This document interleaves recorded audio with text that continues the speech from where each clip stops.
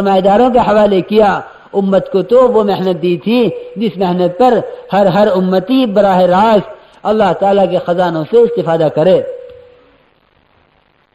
ہاں، اللہ تعالیٰ نے جناب رسول اللہ صلی اللہ علیہ وسلم اپنی امت کو یتیم نہیں چھوڑ کے چلے گئے، بلکہ آپ تو امت کو کسی ایسے راستے پر ڈال کر گئے ہیں کہ یہ امت قیامت تک نبیوں کی طرح اللہ تعالیٰ کے خزانوں سے استفادہ کرتی رہے اور اپنے بعد والوں کو دیتی رہے۔ اس کو تو نبیوں والا کام دیا ہے، اس کو نبیوں والا کام دیا ہے کہ ہم انبیاء علیہ السلام والا وہ کام دے کر جا رہے ہیں جس کی بنیاد پر ایک ایک امتی وہ اللہ تعالیٰ کے خزانے سے براہ راست استفادہ کرے، اور جو اللہ کے خزانوں سے واقف نہیں ہیں اور جو اللہ کو نہیں جانتے ہیں یہ ان کو اللہ کے خزانے سے جوڑنے کا ذریعہ بنے۔ اس طرح اللہ تعالیٰ نے انسانوں کو اپنا خلیفہ بنایا تھا، اور جناب رسول اللہ صلی اللہ علیہ وسلم نے تو ایک ایک امتی کو سارے عالم کے انسانوں کی ہدایت کا اور سارے عالم کے انسانوں کو اللہ تعالیٰ کے لامحدود خزانوں سے جوڑنے کا اس کو ذریعہ بنایا تھا۔ لیکن میرے دوستو بزرگوں، بات اصل میں کیا ہوئی؟ بات یہ ہوئی کہ امت اپنی ذمہ داری کو بھول گئی، امت اپنی ذمہ داری کو بھول گئی۔ اللہ کا بڑا کرم ہے، اس کا فضل ہے کہ اس نے یہ دعوت اللہ کی محنت اس زمانے میں عطا فرما دی۔ یہ اللہ کا بڑا فضل ہے۔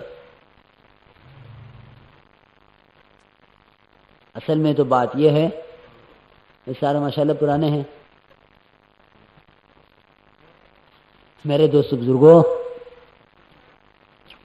اصل میں بات یہ ہے کہ ایمان اور اعمال صالحہ، صرف ایمان اور اعمال صالحہ پر نجات نہیں ہوگی۔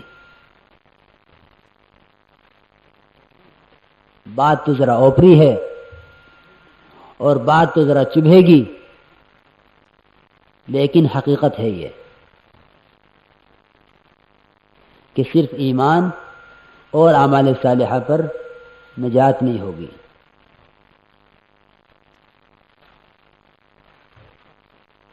بات بہت سخت ہے، لیکن کیونکہ پرانے ہیں، قاعدے بھی پرانے ہوں گے، اس لیے عرض کر رہا ہوں۔ امت کے خسارے سے نکلنے کے لیے، امت کے خسارے سے نکلنے کے لیے اللہ تعالی نے دو چیزوں کو شرط نہیں قرار دیا ہے، بلکہ اللہ تعالی نے 4 چیزوں کو شرط قرار دیا ہے۔ صرف ایمان اور اعمال صالحہ پر نجات نہیں ہوگی، بلکہ ایمان اور اعمال صالحہ تواصی بالحق تواصی بالصبر، ان 4 چیزوں پر خسارے سے نکلے گا اور یہ 4 چیزیں نجات کا سبب بنیں گی۔ یہ اصل بات ہے جو کام کرنے والوں سے کہنی ہے۔ ہم ابھی دعوت اللہ کی محنت کو ایک کار خیر سمجھ رہے ہیں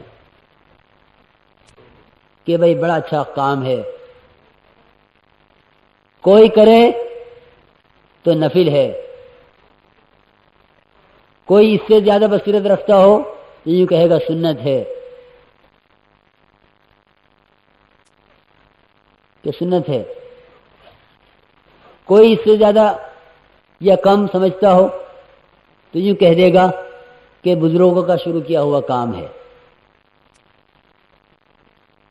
بزرگوں کا شروع کیا ہوا کام ہے۔ اور حتیٰ کہ کوئی یوں کہہ دے گا کہ بھائی مولانا الیاس رحمۃ اللہ علیہ کا کام ہے،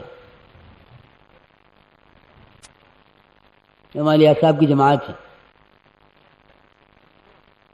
میرے عزیز دوست بزرگوں، حقیقت یہ ہے کہ جناب رسول اللہ صلی اللہ علیہ وسلم کے دنیا سے تشریف لے جانے پر ختم نبوت کے صدقے میں ایک ایک امتی کے ذمے انبیاء علیہ السلام والا کام ہو گیا۔ جس نے لا الہ الا اللہ پڑھ لیا، اس کا اقرار کر لیا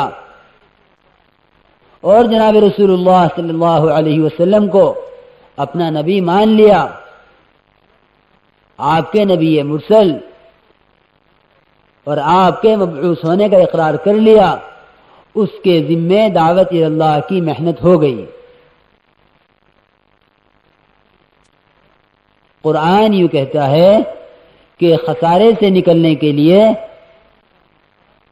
قرآن کا نسخہ وہ چار چیزوں سے مرکب ہے۔ خسارے سے نکلنے کا قرآنی نسخہ قرآن کہتا ہے کہ 4 چیزوں سے مرکب ہے، ورنہ اللہ تعالیٰ قسم کھا کے فرماتے ہیں کہ انسان خسارے کے اندر پڑا ہوا ہے۔ قسم کھا کے فرماتے ہیں اللہ تعالیٰ کو اپنے کلام میں قسم کھانے کی ضرورت نہیں ہے۔ اللہ کا ہر کلام بغیر قسم کے مؤکد ہے۔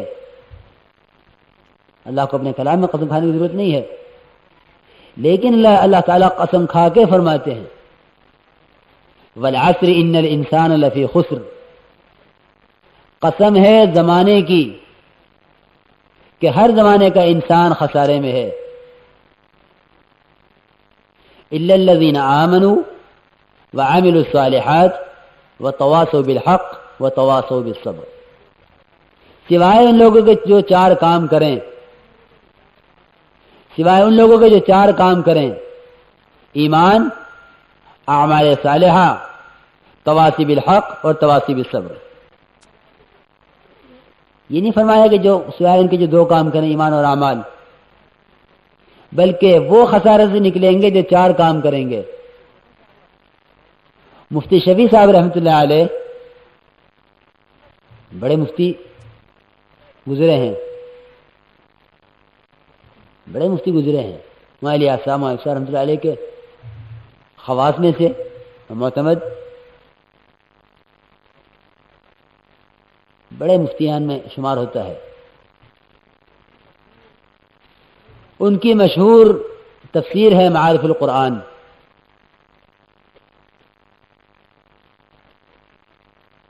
جی چاہے تو دیکھ لیجو، اور کام کرنے والوں کو مطالعہ کرنا چاہیے، اور خاص طور سے سورہ والعصر کا۔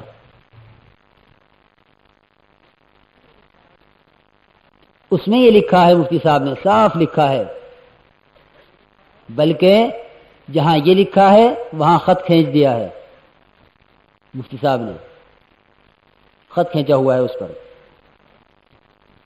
اور یہ لکھا ہے کہ اگر اس امت کا ایک امتی اپنی ذات کی فکر کر لے،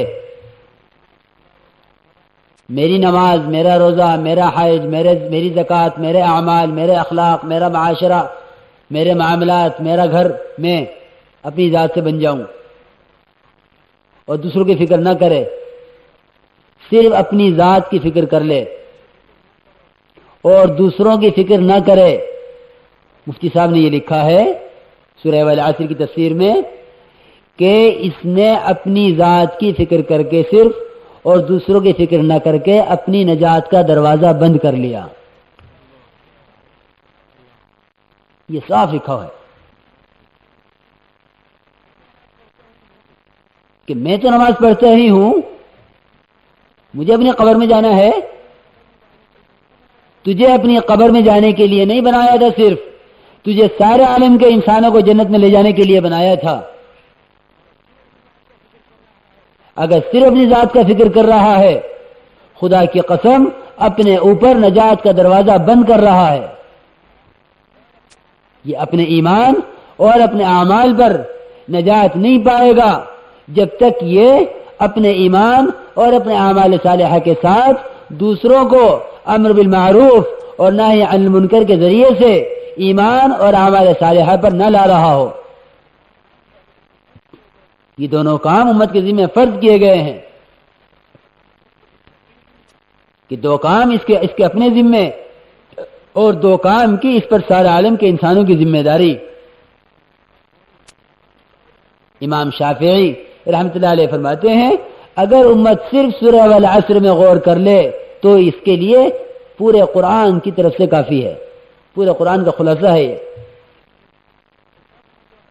لیکن امت نے جو اب اپنی اپنی ذات پر، اپنی زبان کی بنیاد پر، اپنی قومیت کی بنیاد پر، اپنی رنگت کی بنیاد پر، علاقائیت کی بنیاد پر یا مزاج کی بنیاد پر، ان بنیادوں پہ جب سے سوچنا جو ہے شروع کیا ہے، یہ جب سے کیا ہے جب سے اس نے اپنی ذمہ داری کو بھلایا ہے۔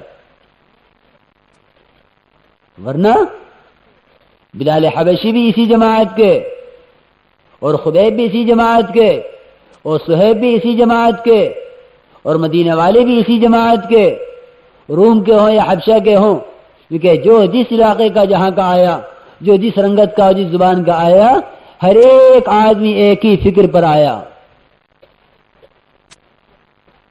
کہ امت کو تقسیم نہیں کیا، اور امت کو بھی تقسیم نہ کیا، اور امت کی فکروں کو بھی تقسیم نہیں کیا تھا۔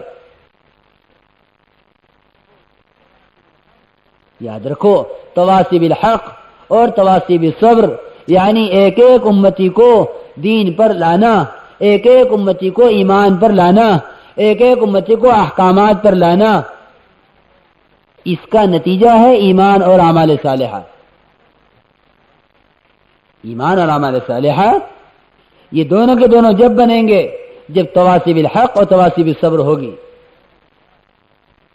یعنی دعوت اللہ، ایک ایک امتی کو اللہ کی ذات سے جوڑنا، ایک ایک امتی کی خوشامد کر کے اس کو اعمال پر لانا اور اس کو ایمان پر لانا، یہ اپنے ایمان اور اپنے اعمال کے بنانے کا سامان ہے۔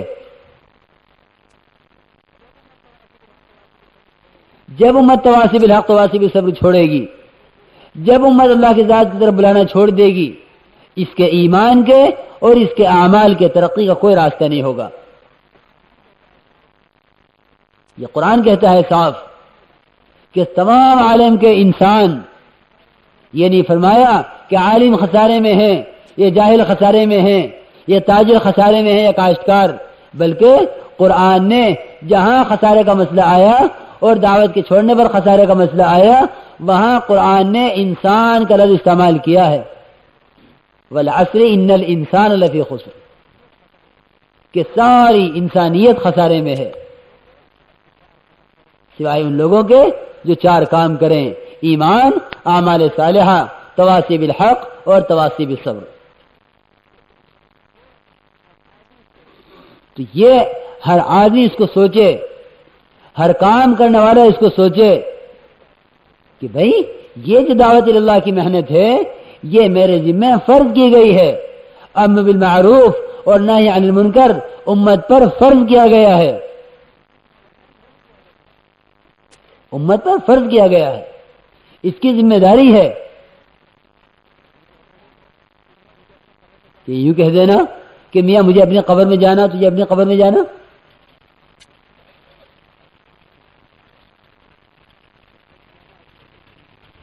مجھے اپنی قبر میں جانا ہے، تجھے اپنی قبر میں جانا، لہذا میں اپنا فکر کروں تو اپنا فکر کر۔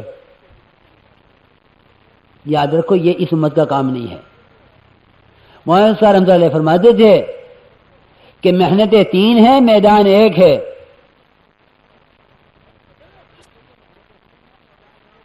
فرماتے تھے محنتیں تین ہیں، میدان ایک ہے۔ اپنی ذات پر محنت کر رہا ہے صرف، تو فرماتے تھے کہ یہ صالحین والی محنت ہے۔ یہ کون سی محنت ہے؟ صالحین والی محنت۔ اور کوئی قوم، کوئی قبیلہ، کوئی محلہ، کوئی صوبہ، کوئی ضلع اگر اس کو محنت کا میدان بنایا ہے تو فرماتے تھے کہ یہ انبیاء علیہ السلام والی محنت ہے۔ یہ کون سی محنت ہے؟ انبیاء علیہ السلام والی محنت۔ اور اگر اس نے سارے عالم کے انسانوں کو اپنی محنت کا میدان بنایا ہے،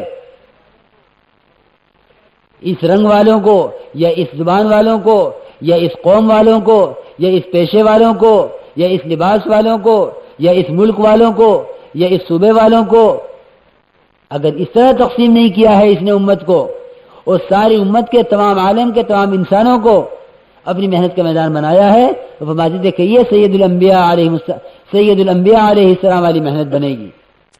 یہ ہے کامل اور مکمل محنت،